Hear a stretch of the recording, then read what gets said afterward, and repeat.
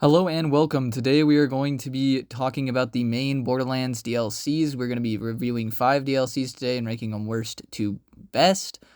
These are all the main DLCs. We will not be including the Headhunter DLCs. I did a separate video on that. Let's get right into it.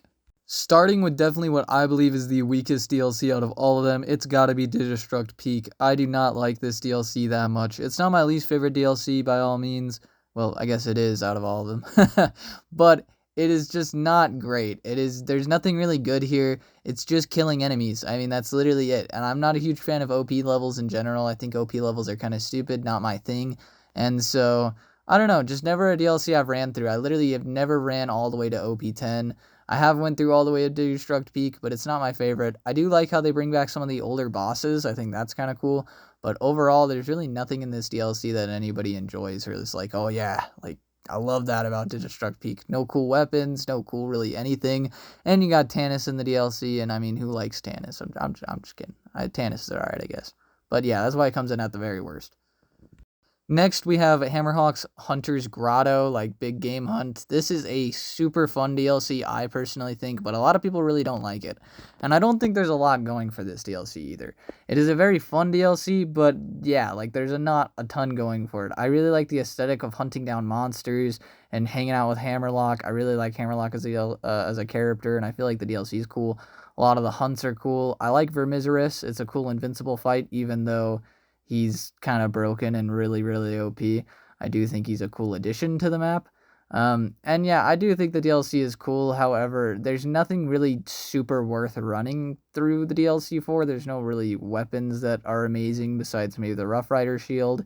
There's nothing too crazy in this DLC, I feel like. And I feel like that's why a lot of people don't like it. But I really do like the aesthetic of this DLC a ton. It's really, really cool aesthetic-wise, in my opinion. But yeah, that's why it's got to come in at number 4. I mean, there's just not a ton going for this DLC, even though I do like it more than some people. Some people absolutely despise this thing, man. Coming in at number 3 has got to be Torg's Badass of Carnage DLC. I absolutely love this DLC. It's a super funny DLC. Gives us a lot of good moments, a lot of cool guns, I think, like the Cobra, the Kitten. You got a few other cool guns.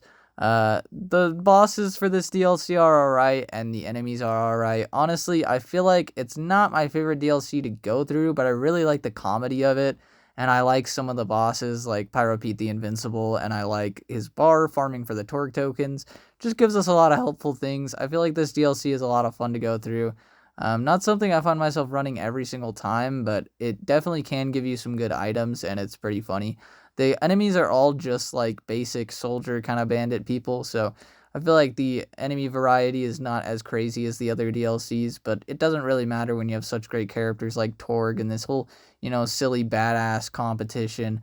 It's a lot of fun. I like this DLC.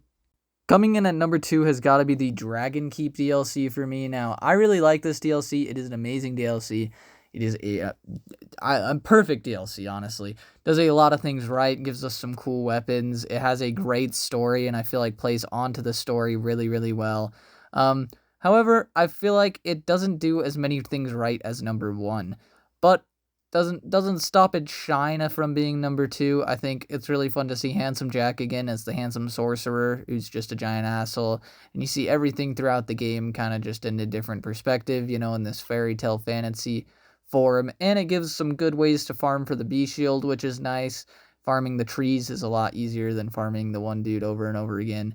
And some other areas to farm, I like the closer farm instead of having to farm the end game boss, whatever his face is. You can just farm the handsome sorcerer to get the conference call and other drops. Not that it the drop rate's still super low, but it is nice that it gives you that option. And I do honestly just like all the monsters in this DLC. I feel like it's got a really good variety of what you fight, which is always nice. Personally, I have never beaten the dragons. However, I would love to do the invincible dragons, and they also just seem like a huge bonus on top of this beautiful DLC. I gotta beat them at some point, just have not yet. So I can't say much on them, but they do seem like a really fun invincible fight. Coming in at number 1, it's got to be the Pirate DLC, Pirate Booty DLC. I feel like this is the best DLC just because of the weapons it gives you personally. The Sandhawk is one of the best SMGs ever. You see it here, and it is under-leveled at level 72, killing level 81s without even the B shield. And with the B shield, this thing's absolutely insane. Gives us an amazing weapon like the Sandhawk. I love the Sandhawk. And the Pimpernel, which is the awesome sniper you will see some footage of as well. But yeah, it just has awesome weapons, and honestly, a really fun DLC. I like Captain Scarlet. I like following the quest. You also get the rapier. Like, I mean, this just has the best weapons out of all the DLCs, I would say.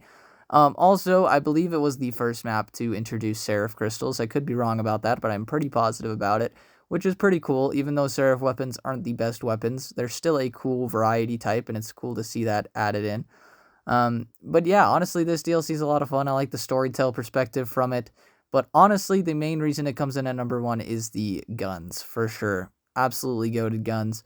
But yeah, all these DLCs, I will say, are great. Don't get me wrong, none of these DLCs are necessarily bad. If you saw your favorite DLC at the last place, well, if your favorite DLC is Destruct Peak, you should probably stop watching this channel. But, you know, if you saw your favorite DLC getting ragged on, don't feel too bad. I do think all the Borderlands 2 DLCs are really awesome, even Destruct Peak in some ways. And yeah, that's pretty much it for this video, guys. I hope you guys enjoyed. Took a little while to get all the footage for this, and yeah, I'll see you guys in the next one. If you guys did enjoy, drop a little sub ski, and yeah, peace.